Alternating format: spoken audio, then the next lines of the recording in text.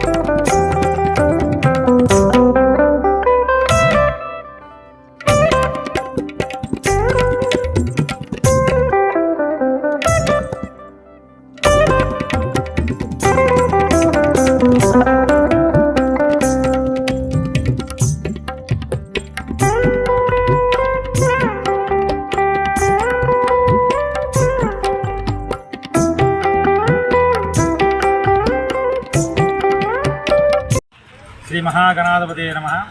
ప్రతి సంవత్సరం కూడా వినాయక చవితి సందర్భంగా మన ఆటో స్టాండ్లో గణేష్ ఆటో స్టాండ్లో ప్రతి సంవత్సరం కూడా గణేష్ ఉత్సవ కమిటీ అందరూ కూడా ఈ సంవత్సరం 3వ సంవత్సరంగా ఈ కార్యక్రమం అందరూ చేస్తున్నాము. ఇక్కడ మహిమ ఏంటంటే ప్రతి ఒక్కరికి కూడా ఎవరికైనా పెళ్లి కాకపోతే వారు తప్పకుండా వారికి పెళ్ళి అవుతుంది.